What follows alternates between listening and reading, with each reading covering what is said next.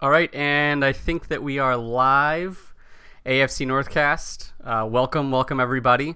Live streaming right now on Tuesday. It's 9:30. So if you want to come check out and watch the live streams, hang out with us, please do. We're on Facebook, we're on Twitch, we're on YouTube.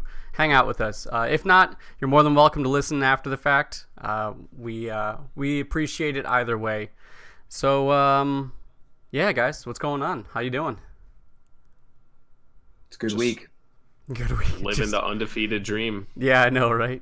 It's just the preseason, man. It just is the preseason. But we're going to do everything we can to make the preseason interesting again. Kind of. Try to. But, so before we get into the preseason games, though, we're going to talk a little bit about some of the news that was going around the NFL today. We're also going to talk a little bit about Hard Knocks as well, since Hard Knocks, not only is it like the marquee thing that's kind of going on right now, but it does feature former Pittsburgh Steeler Antonio Brown, also former Cincinnati Bengal Vontaze Burfict. So we'll talk about those. Then we'll probably get rolling into the games, talk about some other stuff with that. We got a new segment coming up called the Shit List. That's right. Some players are going to make the shit list every week, and we're going to talk about who they are and why that is. It'll be pretty fun.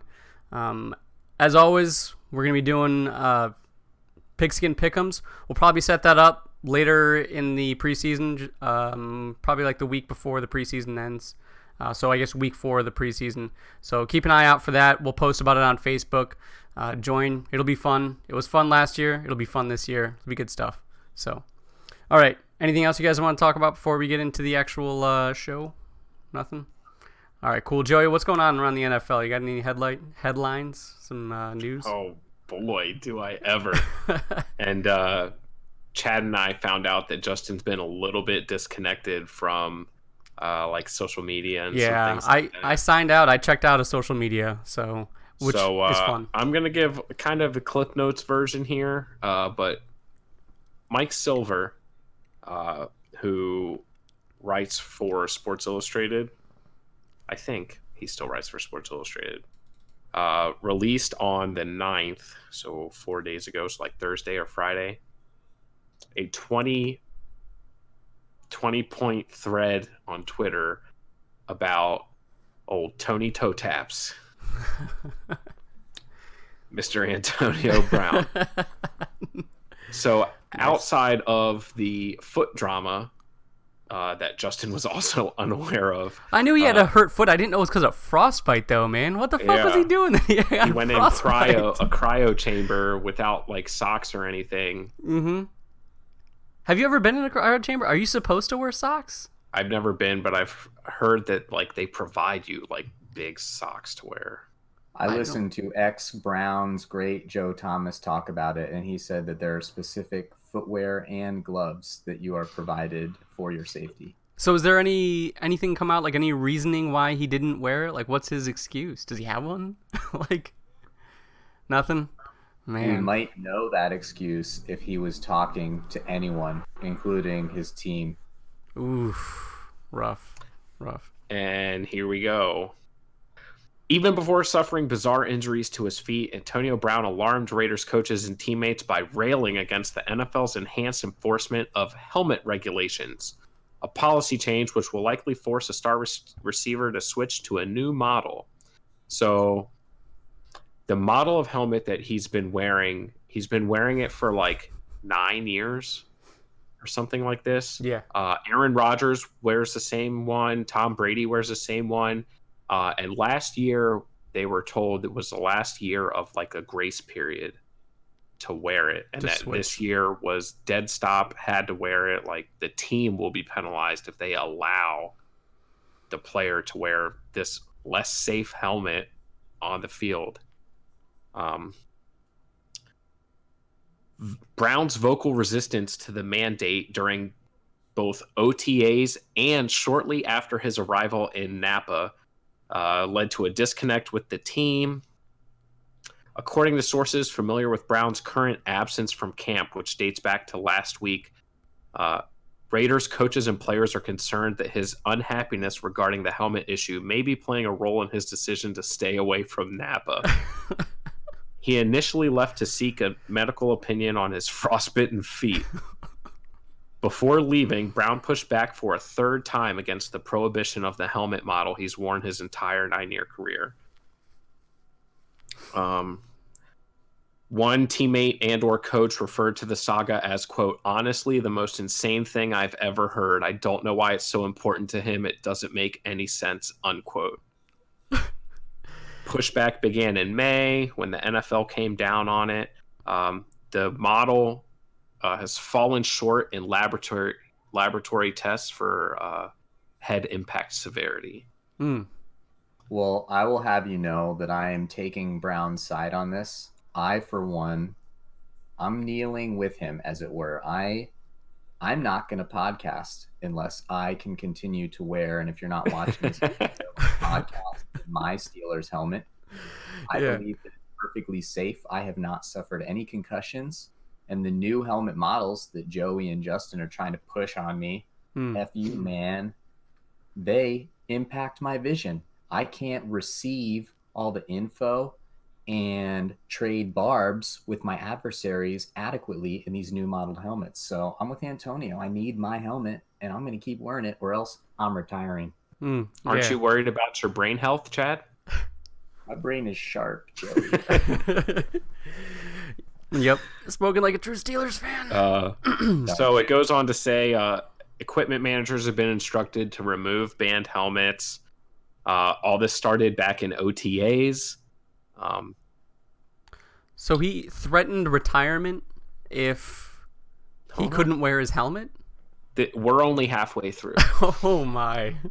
When he showed up for the first OTA, Brown requested his old helmet. After being told he'd have to wear an approved model, the witnesses say the wide receiver loudly voiced his displeasure, complaining that quarterbacks such as Brady and Rodgers were not being subjected to the same scrutiny, which they are. Mm-hmm. Yeah. Shortly thereafter, Brown stormed out of the facility in protest. Yeah, I remember that was a big deal last year. People were like, Tom Brady's going to have to change his helmet. Is it going to change his game and everything? So yeah, like this has been a thing for a while. Yeah. The following day, Brown showed up in Alameda and acted like nothing had happened, accepting the new helmet from an equipment manager without protest and completing the workout. However, sometime in the next couple of weeks, Brown once again tried to take the field with his old helmet, which he had since had repainted with colors approximating but not completely mimicking the Raiders' silver and black design. He was told the helmet was not allowed, and once again he acquiesced and wore the new model. Oh my God. Before Brown arrived this is all at OTAs. Before Brown arrived at training camp last month, coaches and teammates believed the issue had been resolved. But Brown, who practiced on tender feet for only 2 days before leaving Napa, tried yet again to sneak his old helmet onto the practice field, ultimately being told by team officials to remove it. Quote, he's still freaking out about it, unquote, said one Raiders player. Quote, he hasn't been here for a while, and no one knows where he's at, unquote. Since joining the Raiders, Brown has frustrated his new bosses by showing up late to meetings, often appearing unfocused. According to witness, Brown typically glances at the screens of several tablets and his smartphone during meetings, distracting himself by engaging in activities which include perusing his bank accounts and liking photos on Instagram. Liking photos of his bank accounts on Instagram. Still, according to one source, quote, the meeting thing isn't that bad, but the feet, helmet, and going dark is an issue. Right. And that is the end of the original Mike Silver report, if you want to call it that. Yesterday, Antonio Brown lost his his appeal or grievance that he filed to wear the helmet. The NFL came back and said, no, you can't wear it. However, he posted like a wanted ad basically on his social media today. There is a model of his helmet made after 2010 that will fit the regulations. And for some reason, rather than like going on eBay with his $30 million guaranteed, he elicited the help of all of social media to help him find this helmet so that he can. Yo, if I had that fucking helmet, man, that'd be a $30 million helmet right there. Holy shit. Or why can't he just like contact the manufacturer directly? Like, does he not have that type of money or pull to be like, hey man, And it'd be great. I It'd will be fucking great wear your logo advertising. all day, every day, tell all the kids to wear it. That's the best helmet. Like, just model it this way. Like, I just don't even understand it. But whatever, The man. models discontinued. Maybe he already has a deal with Schutt, is the helmet company. Right. Maybe he already has a deal with them. This is all just a big Like, publicity thing or something. big advertisement. Who knows, man? That's some shit, though. Yeah, so he, from what I heard from you guys, he threatened retirement and then, like, came back in the next day and was like, nah, it's cool. I'm not going to retire. Like, what the fuck is this, man? I don't know. Chad, I just imagine that you'd probably have to be glad that he's not a Pittsburgh Steeler anymore. Is that your sentiment? My emotion right now is anger at Joey because he told the story truthfully, except he did not refer to Antonio Brown as Steelers great. So Right. that's Or really Mr. Big Chest. that's my major issue with it. You could call him Mr. Reach if you wanted to refer to his great touchdown game-winning performance against the Ravens. It's just Antonio Brown is a legend, and that's what he is. And I'm going to wear my helmet in solidarity until the NFL rights this ship. We can call him Mr. AFC divisional playoff round Antonio, since he's never made it happen in the AFC championship game. Mm-hmm. Yeah, well, his teammate Vontez Burfict had a lot to do with that. Yeah. Oh man. All right. Any other interesting news going on? Antonio Callaway has go a ahead. 4-game suspension coming down. Whoa. What? Bad week for Antonio's. Yeah. Related to some alcohol thing. I don't know. But something flashed across last week for me that I guess maybe he appealed it, but he's getting a 4-game suspension. He's getting suspended for sure. Well, I mean, we'll get into the preseason games here shortly, but if it's anything that we've seen from the preseason games, I wouldn't be worried. So, in fact, if I were him, I'd be worried about his roster spot. But that's just me. We'll be getting there though. You better watch out for Sheehy Giuseppe. That team loves that guy. Yeah, we'll get into that, man. We'll get into that. Did you have something you wanted to say too, Chad, about Antonio or whatever we were talking about before? The only thing I wanted to add, and is just before we go too far down the rabbit hole of jokery and me telling you how bad your teams are, is there is one piece of sort of sad news which we can just kind of move past since we're football-centric podcasts, and it's that the Steelers wide receiver coach passed away on Sunday. Yeah, it was sudden. It was not expected. It does not seem like anything was amuck based on public news reports. Just happened, and so it's sad. And, thoughts and prayers, all those sorts of things. Right. But it's a bummer. People are very sad about it. And it is news. Yeah. So, Daryl Drake. More on the Antonio Callaway, since we live in the information age. The internet's telling me that he was suspended. Since then, apparently he's been doing all the right stuff, and he's been nothing but complicit with everything. However, there's a direct quote from Freddie Kitchens says he will not put up with this type of stuff and the continued mistakes by Antonio Callaway. So that's like the headline. So we'll see, man. I don't know. I mean, that's wild to hear about, because when you have such a deep wide receiving core as the Browns have, like, man, you better be on your best fucking behavior. I mean, I don't know. We'll see what happens. If he doesn't, I know what that's like. Yeah. If he doesn't stay with the Browns, I'm sure he'll get a job somewhere else. But it's interesting, though. He's fast. Right. In terms of deep wide receivers, I know we're in all bluster mode because the Browns won a preseason game. But, like, when you imagine a 4 wide receiver set, who's that 4th guy that you think is so great? Rashad Perriman's not walking through that door. Yeah, that's true. I don't know. I don't really think... I mean, I don't know. Exactly. So I would hope that he is on his best behavior and maybe chill out with the "you'll be lucky to get a roster spot" routine. You need that guy.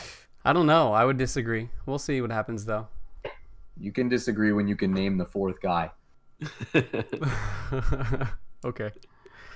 Anyways, Any other news going on? Yeah, the Ravens made a pretty sweet little trade for themselves. Yeah, I didn't know if we wanted that to be involved with the game or not.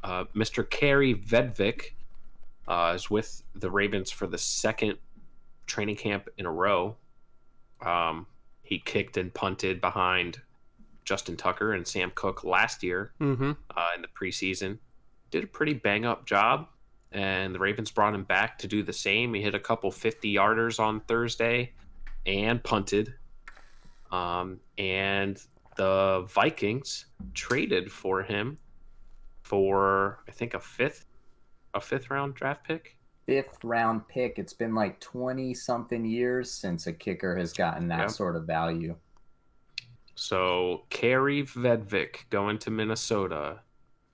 I think almost more than anything, this is the Vikings keeping him away from Chicago, who pretty much their whole training camp has been about their kicking woes and trying to move on from the double doink last year in the playoffs. Right, but Cody Parkey, first off, was under some pretty extreme conditions last year, and second off, overall as a kicker, if I'm not mistaken, like he didn't do bad all year long. It's just like you have that one like highlight kick that misses it and blows it all, and you're done for, right? I thought he had a pretty bad year because some of the sentiment going around. There's a lot of kickers that had bad years last year. The most notable Bears fan I know is Big Cat from Pardon My Take, and he was pretty much saying like yeah, it sucks, but that we saw this coming, and that's what the Bears kind of get for not doing anything about the kicker position. So, the number 16 sticks out to me. I want to say he missed like 16 field goals or some shit like that last year. Well, I'm gonna I might be super wrong. This up as much as I can. It's gonna take me a minute though. Argue the pro side of Vedvik. He's got an awesome name. He's got an awesome story, and he kicked a 55-yard field goal. I think 117 yards yesterday. I don't care how good Cody Parkey is. I wanted him on my team. You should have wanted him on your team, Justin. And frankly, Joey, you might have wanted to keep him because I don't know how long Tucker's going to want to stick around. He's good. Yeah. I didn't even know he punted. What? That's an extra roster spot. So, yeah, I'll look that up while we're talking about other stuff, and maybe we'll come back to it whatever. Specifically, so I'm not generally not good on my toes. I like to sit and kind of think and brew, and I'm thinking about this whole Callaway thing. I'm like, damn, maybe he has a good point. Maybe Callaway is kind of necessary. But then I kind of started to think about it. Remember, Callaway really didn't fucking do much of anything last year. Like, all he really did was in the preseason, he had a couple of good catches in a couple of games. And it was like, I can think of like 3 catches across 3 games. So that's like a catch per game that he did anything crazy. And then most of the year, I mean, we were running with like Derek Willis and who's the other guy? But point being, right, someone else. And Antonio Callaway really didn't have much of a standout season that I would put him and be like, man, he needs to be our number 4. We need to keep him on the team. So I'm not saying that, he's a complete bust already and he's worthless and should be off the team. But I'm also not saying that he by any means of proved himself last year for really anything. So I don't know. Anybody want to guess Cody Parkey's field goal percentage last year? What was it? I'll guess 60%. 78%. 76.7. Where does that rank him though? Including a 7 for 10 from 30 to 39 yards. I'm wondering where it ranks him though, because like I said, there was a lot of kickers that had bad seasons last year. Chris Boswell was the most accurate kicker in Steelers history in Heinz Stadium. Missed a shit ton of kicks last year, didn't he? Well, he was the most accurate kicker. We're not talking about that right now. Exactly, but that's what I'm saying, though, is that for whatever reason, last year was a bad year for kickers. Justin Tucker missed his first extra point of his entire career last year, yeah, right? It's a bad year last year for Justin Tucker. Well, still, right? It's just kind of showing that across the board, kickers had some woes in one form or another. So, look, I might have been jumping to a conclusion of saying, well, I don't think Cody Parkey's year was that bad because I don't remember, because I thought I remember looking it up and I don't remember it being that bad. But anyways, across the board, but anyways, kickers are becoming more and more valuable, I think, which goes more and more to show that people that are all on this, like, getting rid of the extra point and getting rid of kicking and stuff like that, it's ridiculousness. I think it's such an awesome part of the game. And now, being more of a nail-biter, it's more intense and fun. Moving it back made it that way. Right. I think moving it back was a very good compromise to removing the extra point, because that's silly. Because then you have to cross the bridge of, oh, well, what do we do about a 2-point conversion now and stuff like that. It's just like removing kickoffs. You say, well, what do we do about onside kicks now? Teams just don't have the opportunity to have back-to-back possessions at all. So you guys want to know who Cody Parkey ranked overall higher than for field goals made? AFC Pro Bowl kicker Jason Myers. This is conditional because I do not want to hear that he was better than Boswell at all. Right. Not so this is just going off of total field goals made. Last year. So. Oh, well, that's not a good stat. Right. I was about to say. So let's look at field goal percent. Let me rearrange this real quick. Ooh. Are we going to talk about Hard Knocks at all? So, look at this though. That's pretty fun. So Cody Parkey, 76.7%,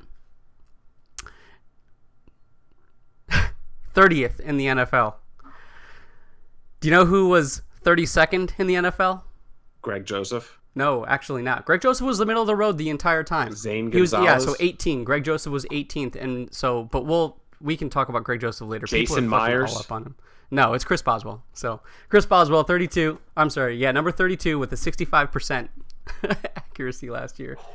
Ooh, that's rough. 65. Right.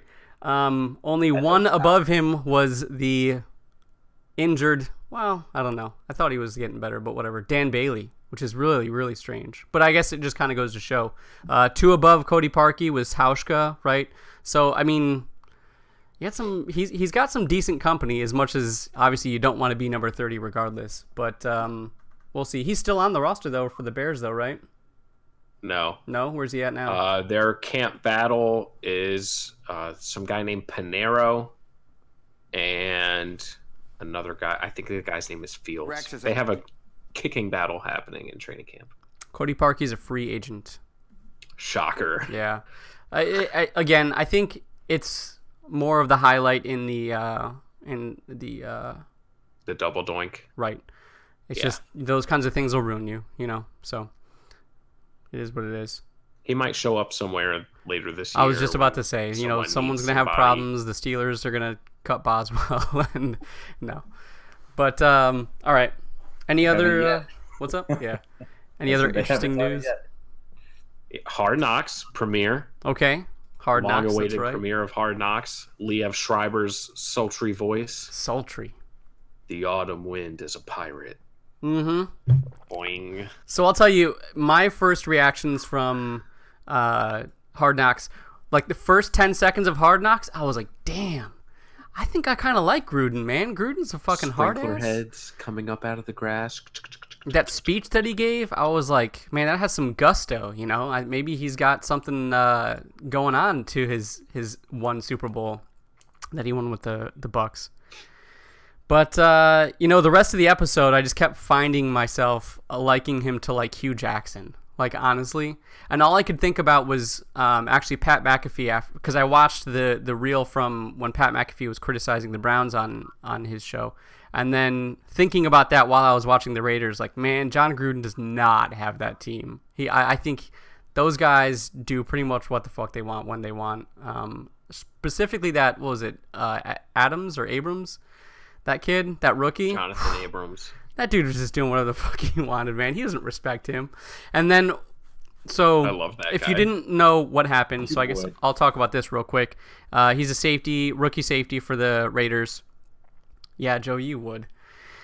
Basically, they were all in shorts, not in pads or anything, and he tried to clean over one of the tight ends and knocked him to the ground for whatever reason. And Gruden was like, hey, man, you can't do that. Guys are in shorts, whatever, blah, blah, blah. And the dude was just giving him lip. Like, and maybe at first it seemed like, oh, maybe it's like banter and they're just messing with each other. But as it kept going, like Gruden was like, nah, man, like, all right, like it's fun, but seriously, you know? And the dude was still just like, whatever, man, I'm going to do what I want. If he wants to get pushed over, he wants to get pushed over. And Gruden's like, okay, but like, we can't be having guys getting hurt, you know? And he's like, whatever, man, I'll do what I want. So then, you know, he walked off basically saying he'll do what he wants. And then he went over to Perfect and some of the other guys that were standing there, basically the veterans, and were like, hey, man, can you, like, get this dude in line? You know, he's knocking people over when they're in shorts. You can't be doing that stuff. And they were like, whatever, man. If a guy wants to fall over or something when he's not wearing pads, that's not his fault, you know? So even those guys weren't respecting what Gruden had to say or bring to the table. And then, so first off, he doesn't have the team. And then my last point to Gruden is that the interactions with him and Derek Carr just looked so fucking scripted and bad. And like Derek Carr's like, yes, sir. Yes, sir. And, you know, like the back and forth with them was very much like a professional relationship between like a boss and his subordinate, not like a coach and his quarterback. I don't know. So I know I said two things in there, so y'all have a field day with that. But you want me to pile on Abrams before you defend it? Right. Yeah, go ahead. He's a piece of shit. Yeah. Honestly, I hope he hears it. No, I don't. Because he might not be. He might just be doing this to sound tough on television. But honestly, the dude told his coach to his face that he couldn't cut him, which is ridiculous. Right. It's those like exact not words. even close to Can't being cut professional. I will say that the one point Joey's going to make that is legit is that he didn't hit the tight end that hard. He like pushed him. He took a couple steps and he fell. Doesn't matter. You can't see, you can't cut him. And then all the nonsense he was saying to Derek Carr at the restaurant about his kids knowing that he's got a bunch of money and all this stuff and deliberately mispronouncing salmon. Salmon. Dude, this guy is a clown. And if Yeah. he doesn't learn to take coaching and constructive criticism, he's not going anywhere. Joey, defend this piece of trash. Yeah, you pulled a rabbit from 8 Mile on me by using what I was going to say in your argument, but yeah, it was like a 2-hand shove. Mm-hmm. And like maybe Jonathan Abrams is just so explosive that Luke Wilson can't handle it and he fell over. Like, it's not Jonathan Abrams' fault. Initially, when I heard the cut stuff, I thought that I had missed something, and they were talking about cut blocks, and he was saying that you can't cut me. And I didn't watch it back. I know we had that discussion. Mm-hmm. I'm pretty confident that he was saying to John he couldn't cut him because he's a first round. I mean, but professional convention aside, he's not lying. He's not going to get cut. It's true. It's just his attitude and ignorance. Like the most talented, physically gifted players come into the NFL, and if they don't take coaching and they don't play within the scheme and they don't do things correctly, they look like idiots and they flame out immediately, and they're Right. a waste of $15 million or whatever their rookie contract is. And that's what, after one episode of highly edited television in shorts, he looks like to me. Right. And who else And was it? maybe he's an ignorant, impressionable rookie who's being influenced by Vontez? knuckleheads like Vontez Perfect. Yeah. When John Gruden tries to go to the veterans and they're like, yeah, like, whatever, dog. And as far as the David Carr stuff, like, yeah, but Derek. You say David all the fucking time. is it Derek? Yes, it's Yeah. Derek. I think, you sure? Anyways, David's his flame out brother, Justin. I don't No, I he know, was I like- understand. Yeah, he's the one that had the throw off with Patrick Mahomes or whatever. Yeah, man, if Jonathan Abrams isn't going to play it up for the camera, if Antonio Brown's not there, who the fuck else is going to make Hard Knocks interesting? That's true. Not Derek Carr. And I will admit that I am watching it in a lot of ways based on Abrams right now. You can be attracted to television for love or hate. I do not like this kid, and I'm watching. All right. I'd love the hot air balloon though. Let's just say something positive about my boy Antonio. The hot air balloon was great. That was great. He flew in on a hot air balloon to camp. That shit is harmless. Anyone that tells you that people that bring fun vehicles to camp is like this big problem, they're goofs. It's so much fun. When Antonio was the hardest working guy on the Steelers and none of this other stuff was happening, and he brought in a Bentley that was all painted black and gold and shit, everybody loved that. They loved it. They loved it so much. And the hot air balloon was great. I love it. I love you, Antonio. Right. And when he's not, checking his bank account during practice or whatever. Dude, if you watch the Steelers, he wasn't and trying to repaint the wrong fucking helmet. I actually like that too. I know, it's just so ridiculous. It's just like that's something it. that like my 8-year-old would fucking do, man. Like, I don't know, whatever. I need 60 straight minutes this week of just Antonio Brown conversations. He doesn't even have to be in all of them. I want like John Gruden talking to the GM about where Antonio Brown is. I need all of it. Mm-hmm. And if the NFL and the Raiders control the message and like scrub all that shit out of this episode, like you're still gonna watch Hard Knocks. You're still gonna watch it, of course. But it's gonna lose like a lot of luster for me. Okay. It's like this is perfect. Right. It's perfect. Fair. Yeah, I want to get a look at that helmet. Maybe with a scuff mark that just shows like a little bit of the black and gold on it. Yeah, like a little yellow showing through. Yeah. Jeez. Yeah. That's awesome. That would be great. How about his kid too? Where's Roethlisberger? Yeah, I know, right? But I miss It's like, oh, he's not our quarterback anymore. Yeah, right. Awkward turtle. Mm-hmm. What was it? Like this? Anyways. All right, cool. So let's talk about the actual AFC North. Let's talk about some preseason football right now. So let's start off, low to high like we've been doing from last year's schedule. Let's talk about the Bengals. So I'll start off by just saying that I didn't watch the entire thing because the first play of the first drive that the Bengals had, Andy Dalton threw a pass to Tyler Boyd. Tyler Boyd fumbled. Then, whoever picked it up from the Chiefs, I don't remember who it was. Tyrann Mathieu. Yeah. No, was it Tyrann Mathieu? He's the one that ended up with it. Okay. Well, somebody else caught it and then fumbled it again.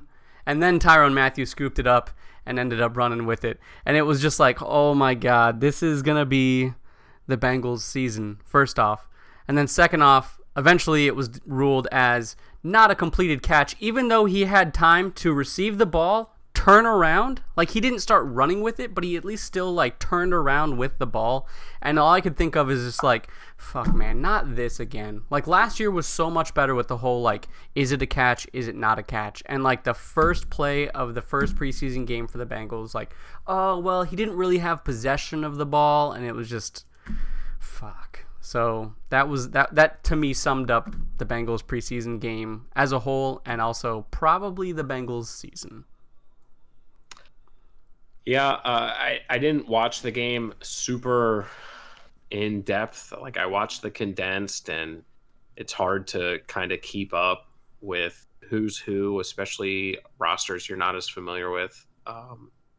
Auden Tate had a nice catch down the sideline early in the game from Andy Dalton on that drive.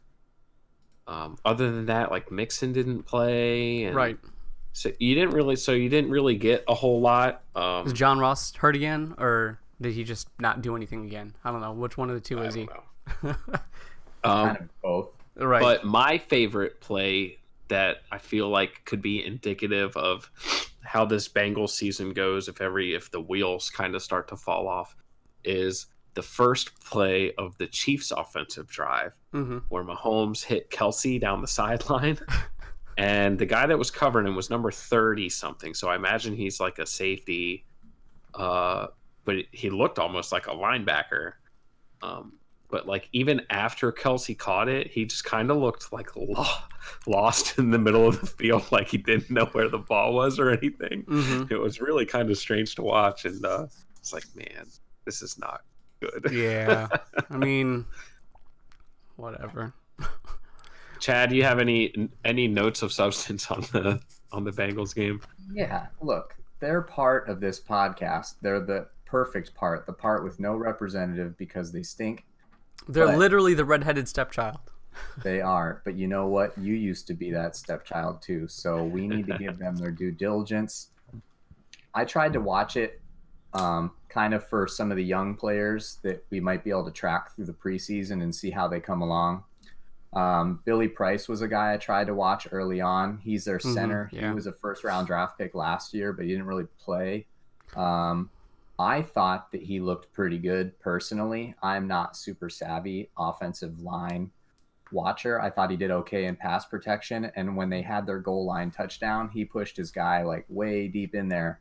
Now, I listened to a podcast where they really focus on this stuff, and apparently he missed a block in the running game entirely that allowed that Williams guy that started for them at running back to just get absolutely assaulted. So I guess he was hit and miss in the running game. I thought he looked pretty good.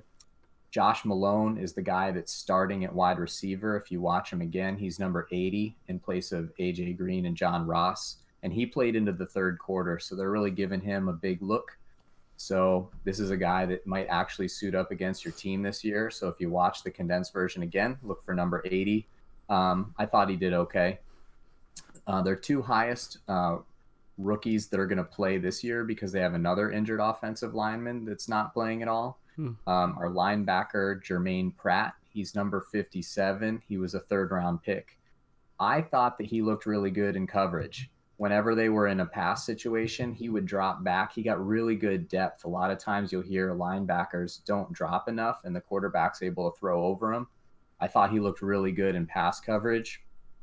And I didn't see him make any tackles. So you want your linebackers to make tackles. You want them to flow to the ball. So I would say that's the negative there. But he was on special teams a lot. So this guy is definitely going to make the team. He's going to be involved. You want your rookies to kind of flow into the defense or offense from special teams when they play those linebacker or tight end or safety positions. So I think he's in good shape to make progress over the preseason. Their other high one is tight end Drew Sample. He's number 89. He also played a lot in the first half. He, in my opinion, made no colossal blocking mistakes.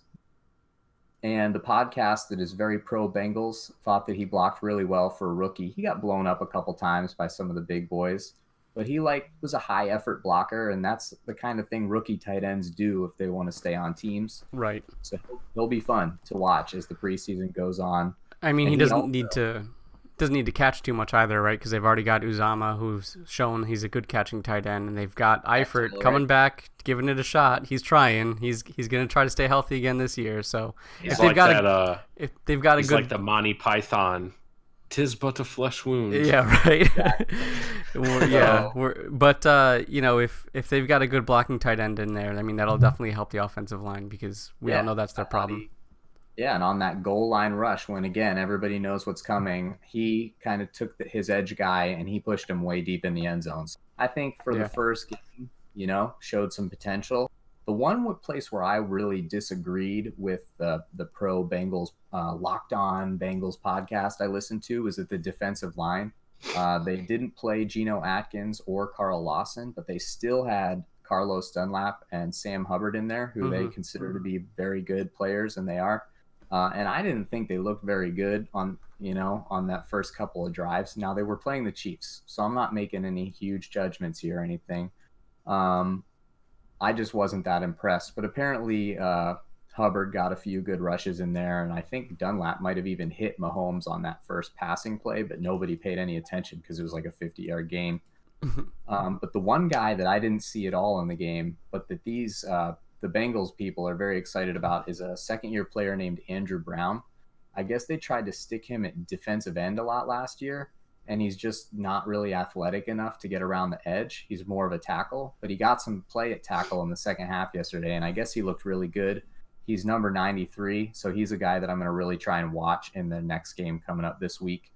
And they have a rookie quarterback that basically outplayed his competition. Ryan Finley was way better than Jeff Driscoll. So if he keeps it up, maybe he'll be the backup. Yeah, but you also can't mistake what Driscoll had towards the end of the year last year. He didn't take him to the house or anything like that, but Jeff Driscoll carried them all right while Andy Dalton was gone. I mean, I don't know. We were rooting for him. He had some pretty good plays. But yeah, we'll see what happens with that. I wouldn't be surprised if they keep all three of them for this season at least. But I guess we'll kind of see moving forward. So yeah, and as far as Finley goes, it'll just be interesting to see if he does get any run with the twos in the preseason in some game action. If he continues to, he was very, very good at NC State in college. That's the closest college to me here. Very efficient passer, pro style pocket passer. So yeah, I'm rooting for him personally, just because of proximity. Yeah. Gotcha. All right. So let's talk about the first team that matters, and really the only team that matters. Let's talk about the Cleveland Browns. So, all right. So the first thing I picked up from it, obviously, man, the first notes that I wrote down was Chubb. All right, because Nick Chubb was killing it during that. And I remember last podcast I was talking about, like, well, sophomore year, who knows what's going to happen with Baker Mayfield, which obviously Baker, I think, looked fine if you watched him during those drives. But, man, Chubb looked like, I mean, he looked like he's still got it. He's going to keep having it. So the note I wrote down was, if Baker loses it, Chubb still has it. So it doesn't really matter. I think the Browns will still be fine. Not to say that Baker, is not going to have it or anything like that, right? Also, when Nick Chubb wasn't there, they didn't play Kareem Hunt at all. I don't know how his suspension works. I thought you could play during the preseason with suspensions, but I don't know. They didn't play him. So, but they did play Dontrell Hilliard. So they got rid of Matthew Days in the offseason. They traded him away, and they ended up keeping Dontrell Hilliard. I liked Days, but hey, whatever. I'm also not a professional NFL scout. So, but Hilliard actually played really well. He was a good catch-passing running back when Chubb wasn't in there. So I'm kind of excited to see what Hilliard has to offer as, like, I guess a number 3 or at least a number 2 until Kareem Hunt shows up. So that's that. In the beginning, Baker Mayfield pretty much just drove it to the house. Like you said, Joey, what was it, like 6 for 7 or something like that. Awesome pass to Hollywood Higgins, which we'll get to later. But they ran a hurry-up offense. Apparently, the offensive coordinator's been saying, Steve Wilkes's been saying that, during the offseason, he's just been doing really well with the hurry-up, and they want to run him with that. To me, what that says is that he has, that, I guess you could say, like, football IQ type of a thing, that he's able to kind of see the field, read it, hear a play, see if it works, and then kind of go from there. And that's good to give him that practice. They did that a little bit with him last year, so obviously they're carrying that forward, and that means a lot to me as far as his ability to assess and, call the audible and change the play and everything like that. So I'm excited for that as far as Baker goes. Drew Stanton went on the field, and obviously he played like a 10-year backup. So, I mean, it is what it is, right? I got a lot of notes, so you guys have any comments on those, or you want me to keep going? Yeah. I'd like to mention the 2-minute drill thing, and I'm going to compliment the Browns as little as possible, but I'll do it when I think it's necessary. Sure. And apparently, Freddie Kitchens actually told the Potatoes coaching staff and the reps. I call the Redskin Potatoes the Potatoes because I am totally woke. Okay. He told everybody that they were going to run the 2-minute drill. So Right. Yeah. they may do a lot of that in normal game situations, but I think in this particular case, he wanted to put his starters, if he was going to have them play one drive, into some really interesting situational football situation. Right. And it was cool, and it worked, and they played well, and I thought he gave them a little adversity, and they looked good in the face of it, and I'm impressed with this Freddie Kitchens character, and I don't like it. Right. So actually, I was listening a little bit more about that. Apparently, it's not uncommon during the preseason for people to kind of give each other a heads up of what they're going to kind of run and what they kind of should expect to see and so forth. But I mean, that just goes to show even more with the Redskins defense, which I thought actually improved last year, to be honest with you. But it just goes to show that, I mean, they still couldn't hold up. So I don't know if that's a slight against the Redskins defense or a thumbs up to the Browns offense, but I'll take the latter.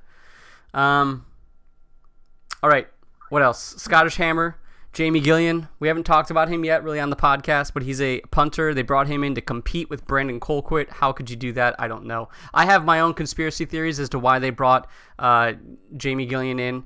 He's obviously, he's like known for bursting balls because he kicks them so hard, and that's not just like some play on words. That's factual. I guess during when they kind of worked him out for like his it wasn't a combine thing, it was something else, like a pro day, he basically broke like 3 balls because he kicked them too hard. So he's got like a hell of a leg. They're just kind of trying to zero in where he's at. I guess I'll throw my conspiracy out there, theory out there real quick. I think that Brandon Colquitt, he's been in the NFL for a long time. He's looking to probably retire or maybe move on or something like that. He gave the Browns a heads up and said, hey, I'm probably looking to move on or retire, so if you want to pick your guy, you should get him now. Because otherwise there's really no reason to try to put someone behind or put a quote-unquote competition with Brandon Colquitt. Brandon Colquitt is fantastic punter. Last year he was putting it like right in between like the 10 and the 20, or even the 5 and the 10 every single punt. He did fantastic. Should have been a Pro Bowler, but it is what it is. But that's my thing. But anyways, Jamie Gillian only got to punt like twice, I think. So that was unfortunate, but we'll see kind of what happens with him. Let's see. Redwine and Mac Wilson, 2 linebackers they just drafted, fucking did fantastic during those games. They let also Taki, they let him call a bunch of plays. Man, they drafted some really good linebackers. I'm super impressed with all 3 of those guys from this game. So keep an eye out for those guys, and it's gonna be a tough competition at linebacker. Obviously, it's a preseason game with like 3rd and 4th stringers and so forth, but they were impressive. Mac Wilson got like 2 turnovers, I want to say.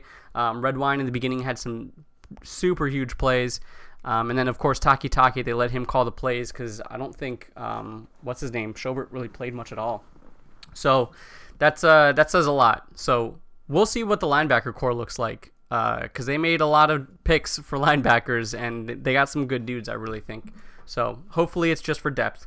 What else? Note on Mac. Well, first of all, John Dorsey is a thug. Yeah, so he is. Of course, they drafted well. Mac Wilson. So he had 2 interceptions in that game, and he had 3 interceptions in the previous 4 days of practice. So. Mm-hmm. That is something he's been standing out as a cover linebacker, even in practice. So right. That's something to take a look at. We've talked about the depth of the off-ball linebackers for the Browns being kind of a question, and it looks like Mac Wilson and some of these guys might be answering that question. Yeah. I'll throw a little shade, though. I was really excited to watch Mac Wilson and Taki, and I thought Mac Wilson did what he was supposed to do. One of his interceptions I would have caught. The other one looked really nice. Well, one of his interceptions was from Redwine, and Redwine, I don't remember what happened, but I think he hit the guy, and then the ball flew up, and then Mac Wilson caught it. But I remember Redwine was responsible for the first one. But either way, whoops. Taki, I've heard he's just like super aggressive. They had a hard time getting him to dial it back when they were in shorts, all this stuff, blah, blah, blah. He plays with his hair on fire, blah, blah, blah. And I felt like during the game, he was like a step behind the tackle every time. I just didn't feel like, and it's his first game, I get it. Mm-hmm. And I'm excited to watch him, and I'm going to key in on him again next game. But I felt like he was a little tentative. And if there's a guy that I'm not worried about his starting spot or reps getting stolen right now, it's Schobert from right. Taki. I think he's still learning, and his role is going to be special teams until he, can play a little bit faster. Yeah, probably. Or even just, I guess as a backup. Schobert got hurt last year, and they had Kirksey trying to call plays and stuff, which worked out. But either way. You're burying the lead, man. 2 best things that happened in this game we haven't even talked about yet. So yeah, well, we're moving. Trust me, I got a lot to say, and I'm trying to get through it all. All right, so we have to cover 2 other games after this. I know. Greedy. This might be their only win, Joey. Yeah, right. Greedy got fucking burnt. was it like the first or second big play or something like that on defense? He got fucking burnt. He didn't know where he was supposed to be. If you look at that from like the rest of the first quarter, Greedy Williams, like, I think it was actually Taki was like yelling at him to like get fucking back there, like pointing, get to where he was supposed to be going, to basically drop back like a safety instead of covering a guy as a corner. Yeah, I don't know, man. I'm not high on Greedy right now. I'll say that much. He ended up getting an interception against like fourth stringers, like, ooh, big fucking deal, right? But I'm not crazy about Greedy right now. I'm actually kind of worried. Actually, I wouldn't even say worried, but I would say pessimistic. How about that? And then the last thing I wanted to cover, we'll probably get into Greedy a little bit more later, but the last thing I wanted to cover was Damon Sheehy Giuseppe. All right, that's the big thing for me, at least, that happened that game. So if you don't know about this guy, which you probably don't if you're not a Browns fan, basically, like, he shit-talked his way by saying that he knew who Alonzo Highsmith was during training camp. He's like a flag footballer, all right? Like that's his background, is flag football. And he, through some people that he knew, found out where the Browns were doing some training camp or something, or tryouts or something like that. Talked his way on by pretending like he knew Alonzo Highsmith. He doesn't. Got on to a tryout, ran a 4.38 40, and they said, sure, whatever, man. You're smart and you can play, so come with us. The dude had like nowhere to stay. He had like no fucking money. He slept out on the grass before training camp actually started, whatever. And then he just snuck his way in, and there he was. So he played during the game. He had an 86-yard punt return for a touchdown, which was fantastic. It was awesome. It was fun. The team fucking loved it because I think they love him because of his pathway to the NFL. I think they respect him for that. He also, quote-unquote, forgot or misplaced his cleats or something like that. I think that just the dude didn't have any. I don't know. But he actually borrowed OBJ's cleats and was wearing Odell Beckham Jr.'s cleats when he made that touchdown. So I wouldn't be surprised if he's wearing Odell Beckham's cleats for a couple other games. That'd be interesting to me. Alonzo Highsmith did say it himself, though. He said he'd be surprised if the guy makes the team just because of how competitive the NFL is, how much he doesn't really have a big background with football. So we'll kind of see what happens with him. He might be another I just dropped it. Tight end from last year on Hard Knocks. Devin Kajust. He might be another Kajust, man. Like, guys like him, the fans like him, but unfortunately he just doesn't make the roster because it's tight and it's difficult, man. It's the NFL. So if that being said, though, keep an eye on him. Watch him for the next couple preseason games. Should be fun. All right. That's everything I have on the Browns. Well, you passed my first test, Justin. What's that? Which is that you didn't think that Greedy Williams is the next big thing. Because my first note on the Browns is that Terrence Mitchell is definitively outplaying Greedy Williams right now for that second starting spot. Right. Terrence Mitchell, I think, is fantastic. So is Damaris Randall, and obviously he's a safety, but still. I agree. No need to be worried. But let's just cool our jets and let Greedy Williams develop. He'll probably be a good player. First preseason game, we'll get there, but Terrence Mitchell is the guy right now. Right. Gee, man, I know we're supposed to fight and your team sucks, and I believe it. Your team does suck. My team's going to crush your team, but man, it's hard not to like these Browns right now. You got Sheehy's story. He's running these touchdowns. The whole team is supporting him. You can't make that kind of locker room up, right? You know these guys are getting along and they're having fun, and that's a big part of why we watch this stuff. And so it's like a really fun thing to watch right now. It's hard for me to root for the Browns to be bad. I can kind of root for them to go like 10-6 and barely miss the playoffs under the Steelers, but I want them to do well because it's fun to watch them having fun. And testament to that fact, and I'm going to make 2 points that are going to blow your mind right now. All right. In the second touchdown, which didn't count. Yeah, let's not even get into that. It was to Callaway before he got suspended, and he made an awesome catch, which you probably ignored because you don't think that good. Well, I mean, it didn't count, right? So it doesn't matter. But by the way, that female judge has also fucked us 2 years ago on the fumble, if you know what I'm talking about, with Duke Johnson. But let's not even talk about that. They would have been 2-14 if not for her, I'm sure. Yeah, right. So the most important thing wasn't even that amazing catch. It was that when Freddie Kitchens threw the challenge flag, Baker Mayfield was right up there in front, and he slapped Kitchens' ass because he was so excited. That was the funnest thing I've ever seen. It was the best part of the whole game. Boys. they were so fired up and they're so excited, and it's just fun. It's just fun to watch them right now. They are really fun. The only other note that I had was I think this year is going to be the year a lot of people know Myles Garrett. Everyone's going to know Myles Garrett. Yeah. He's going to be in the conversation with Khalil Mack and Aaron Donald. I think rightfully so. I feel like he was basically, they just had to hold him every play. Like, yeah, he's so fast off the ball. Like, so the guy's a total stud. I guess before we transition, this is the last thing I'll say. So the defensive line, apparently they've been saying that the defensive line coach has really kind of just been saying, hey, like, play your style, play how you want to play, basically. Here's what the coverage is and here's what we're going to try to do, but put yourself where you want. And if you watched Myles Garrett during those games, or if you have a chance to go back and watch, Myles Garrett played really far away from the tackle, super far, because his move to the outside is crazy. Apparently, like, he just like gets on like this like 35 degree angle from the ground and just like comes around the outside really well. So he played really far to the outside. So I'm interested to see if he keeps doing that, or maybe if it was something he was just trying to do. But apparently defensive line coach is just kind of just like, hey man, we've got like 4 guys that are just powerhouses, so just do what you want. Just get to the quarterback, right? So I think that'll be fun and interesting. But keep an eye on Myles Garrett. See if he's got that separation from the tackle again to get outside of the offensive tackle. It'll be interesting to see. For those of you that are trying to figure out who Myles Garrett is, he's the one that's getting off of your quarterback. Yeah. Every time. Right. He's incredible. Yeah. All right, let's move up. So that would put us to the Pittsburgh Steelers. Take it away, Chad.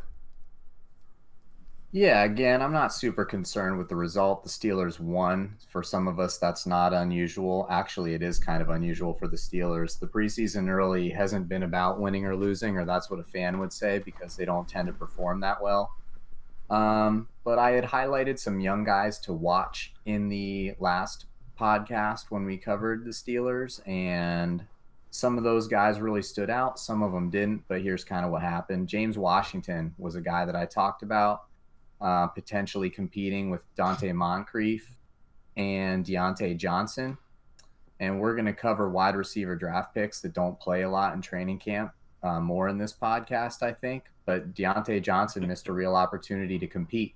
And James Washington really, really highlighted. He had, I don't know how many catches, but he had one early. He had a touchdown that was called back. Then he had another touchdown later. He looked good in the middle. He looked good making contested. I thought he really shined. Did you notice him in the highlights or anything you watched? Yeah, he definitely stood out more than anybody. Agreed. Who wears 82?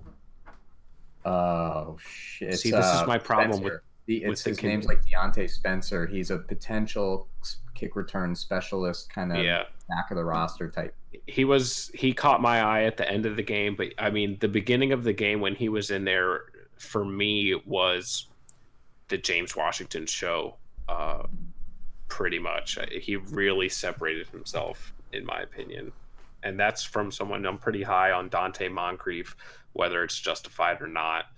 But yeah, I mean, definitely some promise that there was a lot of hype last year, and I think maybe it was a little unfair on James Washington. We've talked about how difficult it is for rookie wide receivers to really establish themselves in their first year. But yeah, I definitely noticed James Washington. He looked good.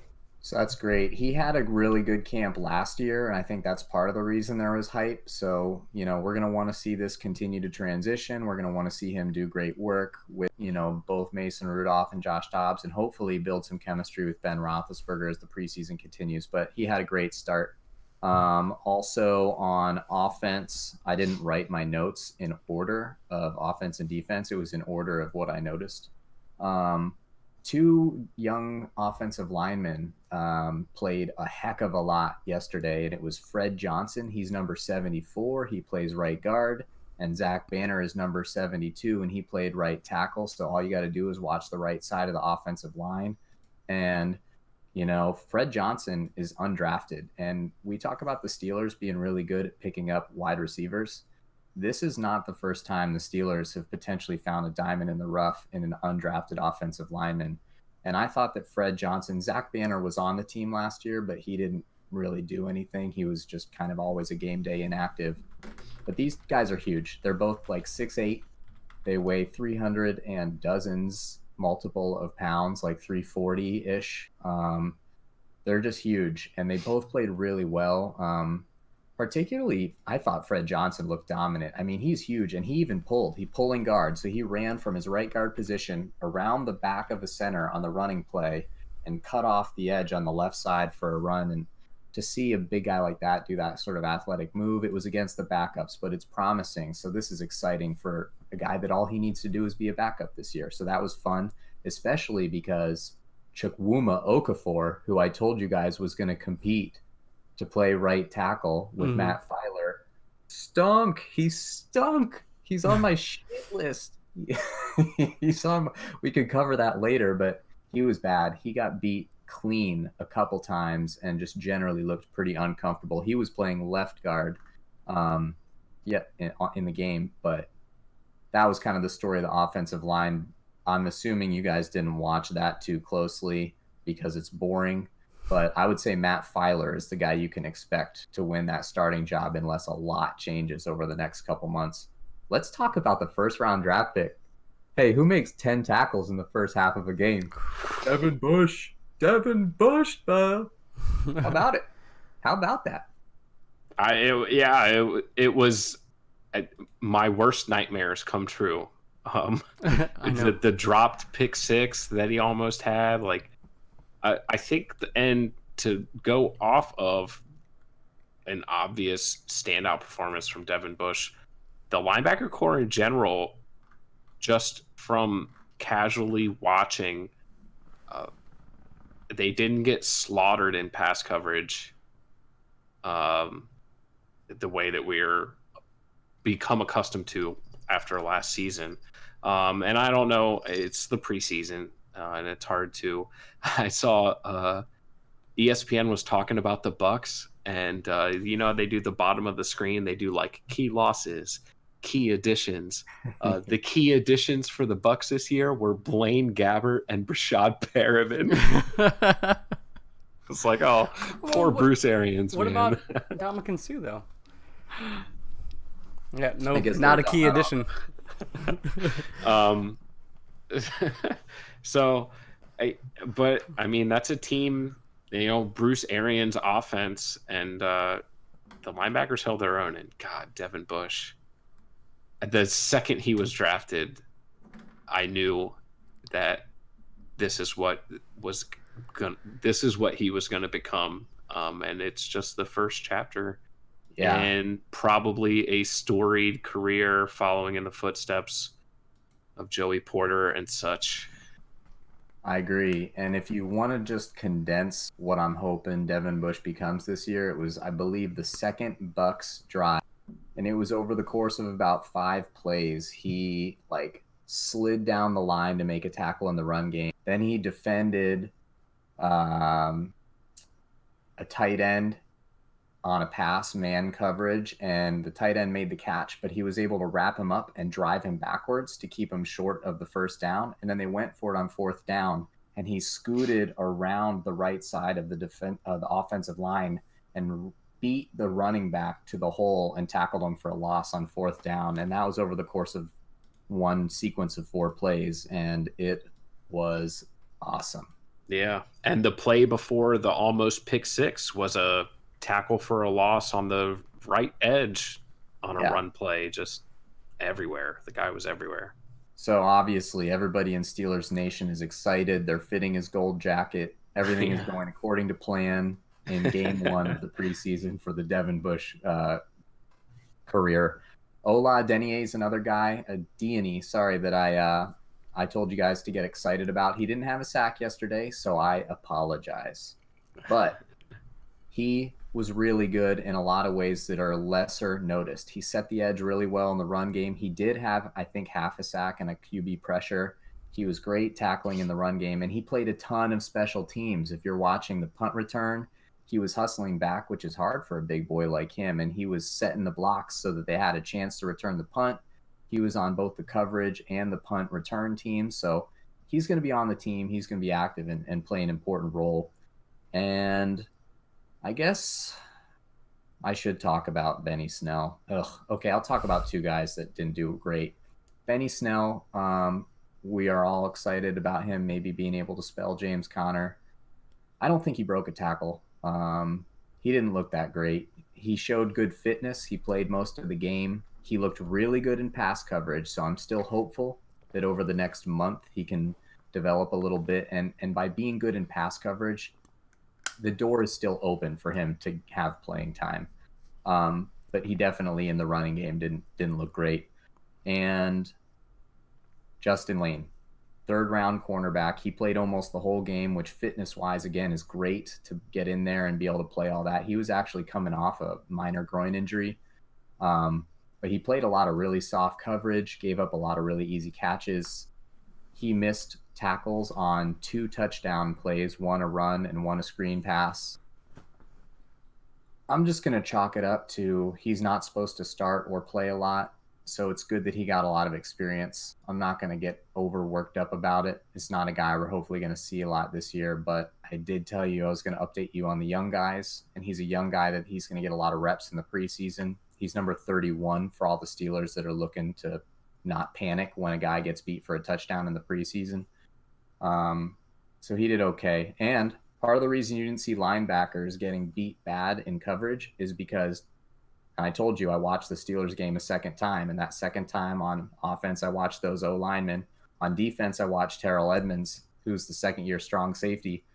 They brought him up a number of times in the first half to cover tight ends or receivers on the inside, and he actually really represented himself well. They hardly ever targeted him. The one time they did was in the first quarter. You didn't see the whole play, but you saw a tight end running open to the quarter of the end zone, and he came in at the last second and pulled the ball out of his hands and broke up that touchdown in the corner. So Edmonds looked really nice in the passing game. He missed a couple open field tackles, but he made a couple open field tackles. So we're going to look to see him shore that up. If you want to watch Terrell Edmonds shore up open field tackling for the rest of preseason, number 34. Take it away, boys. Yeah, my big note was Devin Bush, and I think you hit everything else later in the game, especially like when Hodges is in. It's like, oh boy, your guy Gentry caught a touchdown late in the game. He also had a bad fumble down the sideline. I think that was him, right? A bad what? 87. 81. So it was another guy. Another he's big his white name's tight end. Later, and you don't need to know. So yeah, I saw that guy. I was like, oh, Chad was talking about that guy. So good showing for him. He's got to improve his blocking, but he looked pretty good. Also, if you're keeping up with Tomlin's challenges, he had another awful one. So you guys can gain a little bit of confidence going into the regular season that Tomlin he challenged a fumble that, like, they recovered. There was no clear recovery, and at the end of it, Tampa Bay had the ball. So even though they didn't even know it was a fumble, even if they proved it was a fumble, how could they win? Thank you, Mike. Consistency. It's almost a champion. It's almost a gag at this point. Like I don't understand. So you laugh until you cry, Joey. I have a question before we move on to the Ravens. So, Chad, Dobbs or Rudolph, do you see a future in the Steelers, or are they just making themselves career backups? I mean, I haven't seen enough to blow smoke about starting Pro Bowl caliber quarterback play, but I thought that they both did things that I want to see out of a backup in their first preseason game. They weren't afraid to push the ball downfield, which a lot of backups that are bad do. You want to know a quarterback that you know is going to be bad. They're dumping it off to the running back every time and getting them blown up with hospital balls. So these guys both pushed the ball downfield. They made their reads.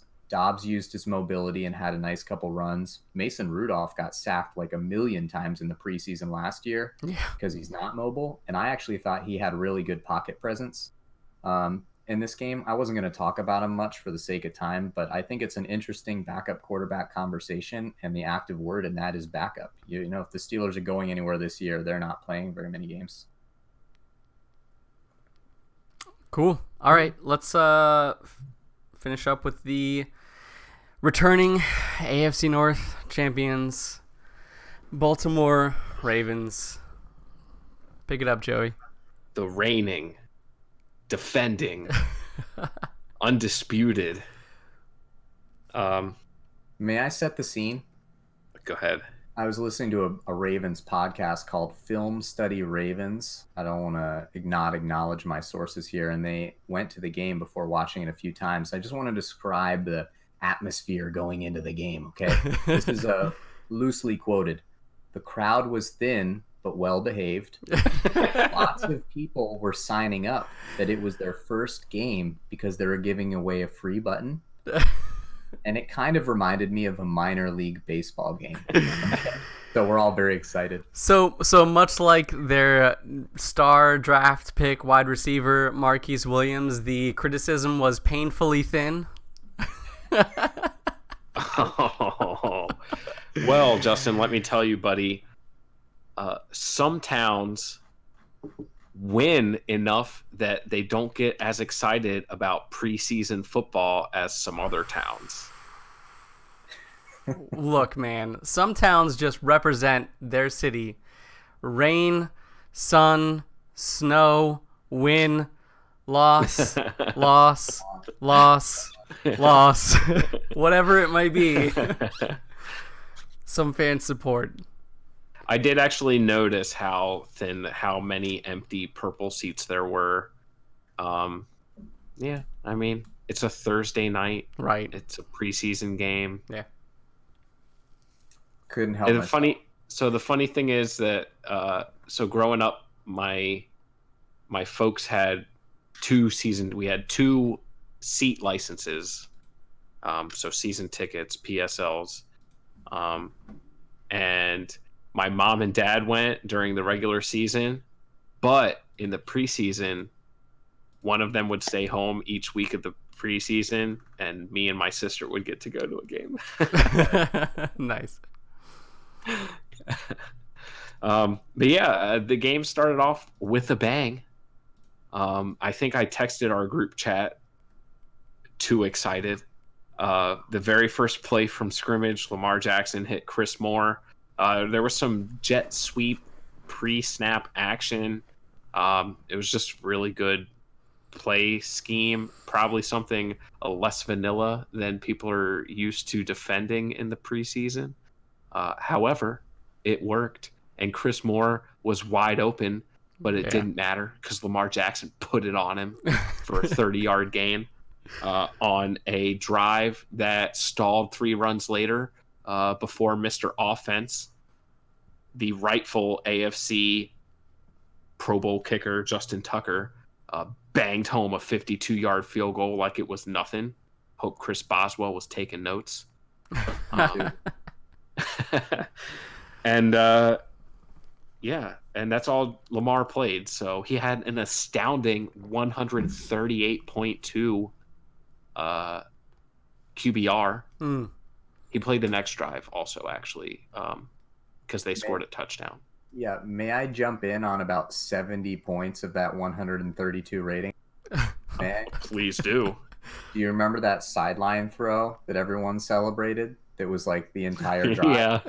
It was almost certainly, and I'm saying 99%, a wildly inaccurate behind the receiver and way over his head throw that, thank God, I believe it was Chris Moore again, made a great back shoulder style shoelace business catch. And everyone's like, wow, Lamar, look at you go. And I'm like, I've seen this before. I've seen this plenty They actually of times called before. it out on the broadcast. The broadcast I was watching was the Ravens home broadcast, so it was One guy Super Bowl winning head coach Brian Billick on the call, and I don't remember the play-by-play guy.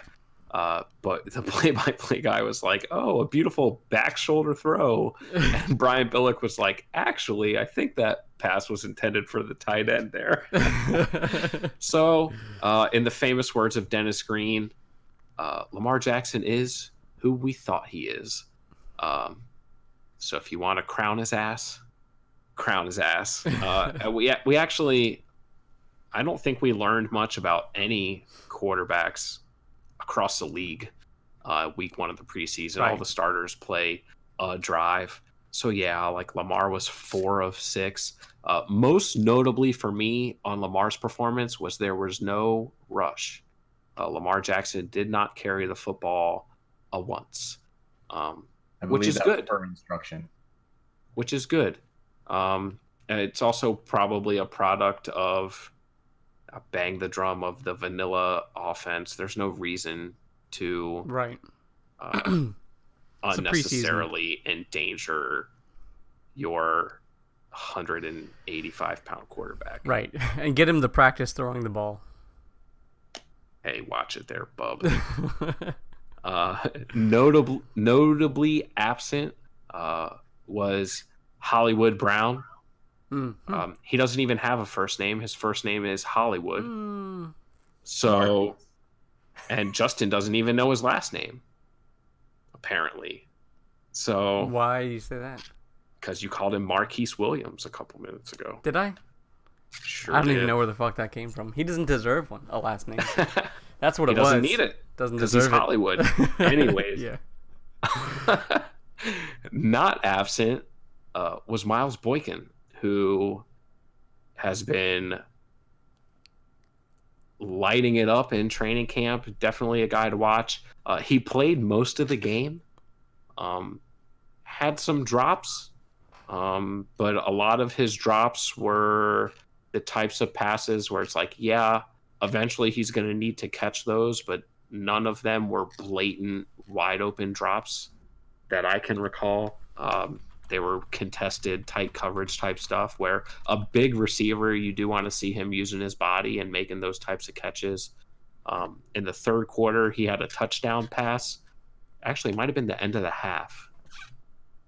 Yeah, I think at the end of the half, he had a touchdown catch called back. That was a really nice play. He got separation one-on-one and beat his man. Trace McSorley put it on him. Yeah. What an athlete. I actually Stud. took a note on Trace McSorley, man. I was like, damn, he looked pretty good. I don't know. He impressed. He looked better than I expected. You he didn't finish look that great. sentence right. Better than... come on.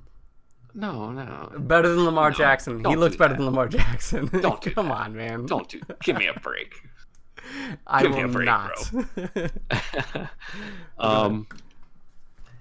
Lamar Jackson is my quarterback. Okay. I do like Trace McSorley a lot, and I think he has potential. I hope he makes the roster. I think the RG3 injury kind of opens the door for that a little bit. We'll see what that injury turns into. A thumb injury on a throwing hand is not great. They have to keep 3. They've got a backup 170-yard guy that's going to run the ball 200 times in RG3. You got to keep 3. Right. And Right. RG3. Mr. Glass. Yeah. Right. Yeah, but Miles Boykin looked good. He led the team in receptions, and in a preseason game when you have like 12 guys with receptions, it was good. So he had 4 catches for only 39 yards. Should have had like a 20-ish yard touchdown catch added to that. That got called back for holding. So that was good. Trace McSorley looked good. Let's see. Offense. Lamar Jackson, inaccuracy aplenty. I actually wrote down better lucky than good. Yeah. One of his incompletions to Hayden Hurst, actually, and I kind of put Hayden Hurst ? Yeah, he's there. Yeah. So that's about all you could say about Hayden Hurst. Willie must be Snead the had a nice move on their little red zone passing catch for a touchdown. He did. It's good to see something out of Willie Snead, who's not a receiver that has a specific style that sticks out in your mind? It was nice to see him be a little shifty, a little more than just like a bland possession receiver type of guy. Yeah, that's the only notes that I had for the offense. Anybody want to add anything I chimed in. offensively? I thought Chris Moore looked good. Yeah, he had some rapport last year with Lamar, and it looks like that's continuing. I think chances are he is the third receiver, maybe the second. I don't know. We'll see what He looked happens with sharp. Seth Roberts. And Yeah. He seemed So- like he was, I don't know, he's making himself available in the types of places that maybe he could get found, I guess, intermediate routes and things like that. I thought he looked fast and did what he was supposed to. So that's good, especially because I think there'll be playing time to be had until to be determined nickname Brown gets back in the fold. Yeah, and he's the type of guy on the jet sweepy stuff and reverses and things like that. He's fast. He's been a returner for us here and there for a little while. So I like Chris Moore. We'll move on to the For the Brand segment. We already talked about Kerry Vedvik nailing field goals like it's his job, because it is. The only other special teams note that I had was Justin Bethel down to punt inside the 2-yard line. He was a free agent addition, so we talk about John Dorsey being a thug. Eric DaCosta may be a young thug. Coming up, protege of Ozzie Newsome. He's actually been with the Ravens since they've been a franchise. He was an intern, arguably the best draft ever, drafting Jonathan Ogden and Ray Lewis both in the first round of the Ravens' first draft. So that was cool to see. Cyrus Jones is also typically a special team standout, and returned an interception for a touchdown in this game.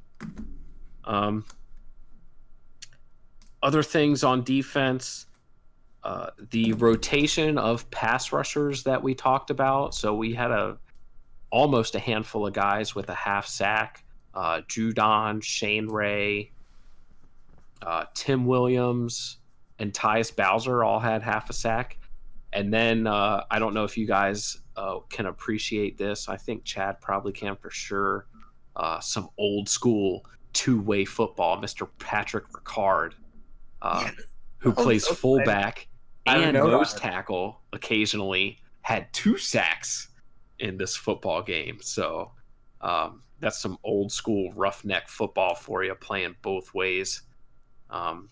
Wait. Let me tell you my Patrick from Maine, my man.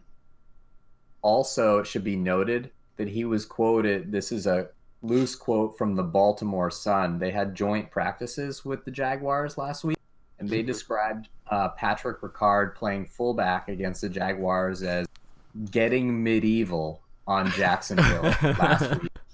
This dude was on the team last year. He didn't play a ton, but he was on the team last year, and they say he's kind of on the bubble, but with his physical play and his versatility, Maine is going to be represented in the NFL this year, and it's going to be in Baltimore. He's number 42. If you see him on the field this preseason, he's a wrecking ball. He's so much fucking fun. Okay, sorry. Offense and defense. That's right. Yeah, he's been on the roster since Kyle Juszczyk left. So the Ravens have a storied lineage of fullbacks, one of which retired a Raven this offseason, Mr. Vontae Leach. So, yeah, Patrick Ricard definitely holds a place in my heart for some Smash Mouth AFC North football. Chris Board, who we spoke about as carrying the torch for the undrafted linebacker for the Ravens this year, got a majority of the first team reps with Patrick Onwuaso. So that was interesting to see. As far as performance, I think he did okay. There was not much to stand out either way.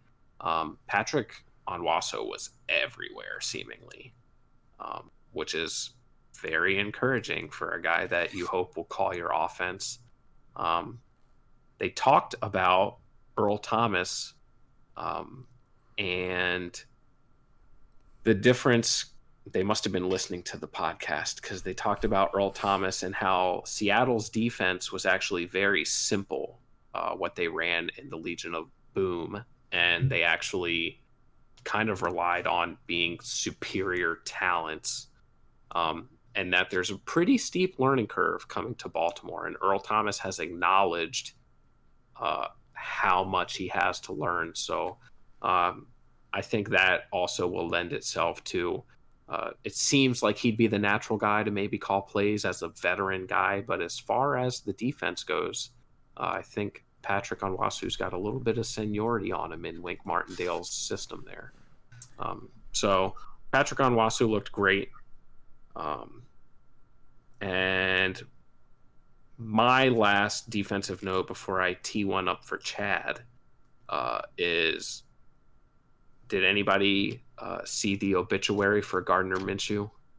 That was brutal. Oh my goodness. Justin doesn't watch television anymore, so he probably didn't see Kenny Young decapitate Gardner Minshew. Dude, he almost chased the helmet like it was the football at first. Yeah, it's like he thought it was. Yeah, that was rough, man. That might be the biggest hit we see on a quarterback this year. It was crazy.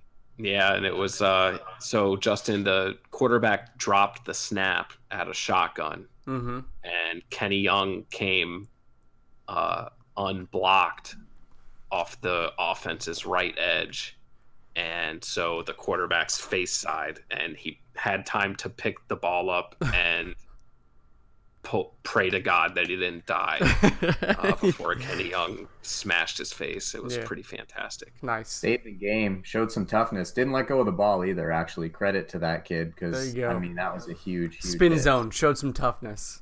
And I saw a fun tweet that after murdering Gardner Minshew, Kenny Young is only one back of Ray Lewis for the Ravens' all-time murderer list.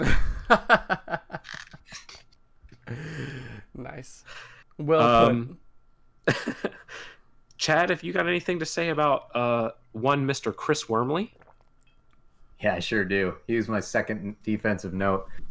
I first noted him, I believe it was on the first Ravens sack of the game, which was credited to Tyus Bowser, but Tyus Bowser ran about 150 miles behind the play, and Chris Wormley exploded the entire inside of the line, which allowed Tyus Bowser to grab an ice cream cone at the store and then newspaper and then get all the way back to the football field and make the sack.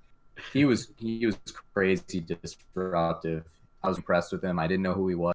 I probably missed a couple of quarterback pressures just looking up the Ravens roster, trying to find him. I really was impressed by him. I only saw in terms of stats that he caused one sack and that he had a tackle for a loss, but I was just really impressed, especially with the Ravens not playing like any of their defensive line or secondary. He's a good player. Yeah, he definitely had a big time performance in the game, and Brandon Williams didn't play, and Michael Pierce didn't play, and so Chris Wormley looked pretty damn good down there playing some defensive tackle. Yeah. So, Justin, did you watch the game? Mm-hmm. I mean, I pretty much said. So, yeah, I don't know, man. Trace McSorley, I was actually impressed by him as it went through. I don't know. You guys covered pretty much everything I wanted to talk about. So I do really like Trace McSorley a lot. Yeah. Justin Tucker blasting it on his first kick of the 2019 season. Hopefully we'll see more of that. Are you not entertained? I have one more note on the secondary. I didn't realize. Please. Apparently the Ravens played 0 of their top 4 cornerbacks and 0 of their top 3 safeties.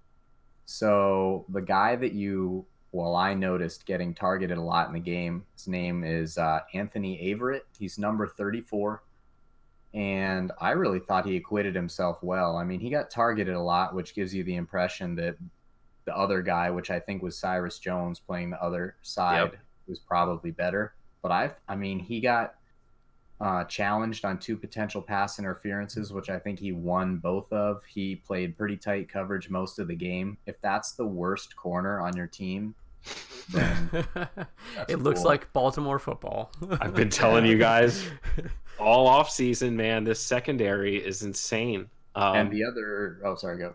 Yeah, Earl Thomas didn't dress. Tony Jefferson didn't dress. Jimmy Smith, Marlon Humphrey, Brandon Carr didn't dress. I didn't see Tavon Young. Yeah, Cyrus and Averett started. Deshaun Elliott was in there a good bit. Backup safety. Yeah, this secondary is loaded, and it's exciting. The one thing I'll pass to you, Joey, that I want you to bring back as kind of your homework as the preseason goes on is that I heard that Tony Jefferson might have the inside track to call the plays on defense this year. Because if they move a lot between their base defense and like a dime, they wouldn't have to do any tomfoolery. He could keep the dot, as they say, because he's got the helmet with the radio on it. Right. And so I'll be interested to hear that. We talked a little bit about how Baltimore was one of the few teams that I know of that had safeties calling the defense, and it sounds like there's a chance that it might happen again. So I'll be interested to hear as that develops your opinion on it, and if you think it's going to happen going forward. Tony Jefferson, another Sooner. Go OU. I might just become an OU fan. Shit. So basically, as expected, our 3 teams won, and the Bengals didn't. Yeah. So if there's any Bengals fans out there that want their 2 cents and want to feel more better represented, let us know, man. Maybe we'll turn it into a 4-man show. I think it would be interesting. But yeah, man, we're running like way past what we expected to run past. But I think we got some good insight on all the games. We got some good insight on all the players. Do you guys want to go through any other segments, or do you think it's time to wrap it up? Let's have a debate. You guys want to do that debate now, or do you want to give it another Joey? I don't know if I can wait another week. Ooh, I don't know. I think the tension and the pressure is worth waiting. I think you should wait another week because you might have a chance of winning. I'm going to win anyways. I don't know what you're talking about. I don't know. How about we list the games for next week, and then we can have that debate next week first thing. Sounds good. So let's see here. Preseason games. Yeah, go ahead. Green Bay is at Baltimore Thursday at 7:30. If you want to keep track of Anthony Averett and Chris Wormley. Aaron Rodgers is going to play. Oh, really? That'll be good. They announced today. Maybe we'll get a look at a couple more of the Baltimore starters. Joey will keep us surprised of that, at least on the group text. Yeah, maybe we'll see a little bit of Deshaun Kaiser, guys. Also, guys, I don't know if you can see this. Listener of the AFC Northcast. Nice. Oh, yeah. My man. The Cincinnati Bungles will be at the Washington Redskin Potatoes on Thursday also at 7:30. So I guess Justin, one of us at least, will have to watch that game. Yeah, no, I'll get that locally, so I'll watch that. And Saturday, Cleveland will play at Indianapolis at 4. And that will give us a great opportunity to watch Sheehy Giuseppe hopefully continue his kick return ways. I think he's got a line to the roster with the Callaway suspension if he keeps up with the special teams play. Right, and we'll get a preview of some postseason football, right? One can only hope. And, right. And I mean that mathematically. One of us is hoping. And Kansas City at Pittsburgh Saturday at 7:30. So that's obviously the marquee game. Mm-hmm. We'll see if one of our, division teams can put up a decent showing against Kansas City. I'm sure their offense will absolutely steamroll the Steelers because we don't play a ton of starters and we're also maybe not as good. So we'll see how that pans out. It'll be fun to watch. We'll see. We will see. No more Kareem Hunt. No more Tyreek Hill. I mean, you never know, right? Definitely still Tyreek Hill. Tyreek's still there. Yeah. And I thought he's not he got suspended. Didn't he get suspended, though? No. Nah, son. Innocent until proven guilty a bunch of times. Are you sure about that? Because the NFL has definitely. Anyways, No, they specifically said there was not enough evidence. Okay. So basically, suspension. he's too marquee of a player to suspend right now. You can safely draft him on your fantasy team, Justin. Okay. We probably shouldn't get into this. Yeah, let's not get into that. Here, Anyways, so that's the games going on next week. So we'll also obviously cover the what happens with that on next week Tuesday.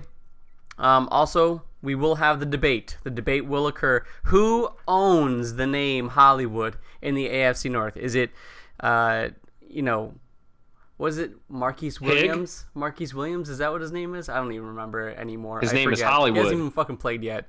His name is Hollywood. Or is it going to be Hollywood Higgins, the tried and true? Is he going to be the one that actually owns the name Hollywood in the AFC North? Yeah. We will see. Fourth string wide receiver. Actually, for the Browns. he is a starter at the wide receiver 3. But anyways, we'll get to that later. A storm is brewing in the AFC North. Who will prevail? So we'll get to that next week. I also actually want to talk next week, if we have some opportunity, some time, about some other people around the NFL, some other draft picks. I wanted to put my 2 cents in on Kyler Murray next week because I watched him this week and we didn't get a chance. And I'm going to start the Haters Club. Maybe that'll be another segment, is the Haters Club. But does that mean I have to watch baseball this week or something? No. So that's all we got for this week, though. We're running past our time. Hopefully you stuck with us.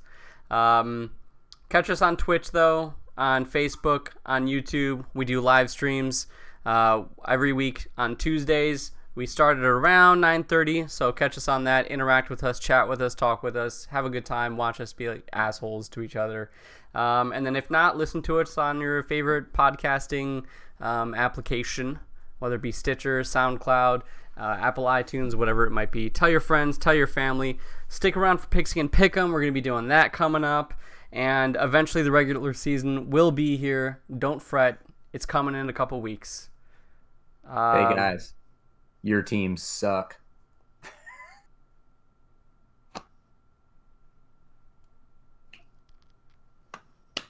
Hot take. Steelers.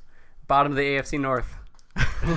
No, I don't know about that. Bengals aren't looking too good right now.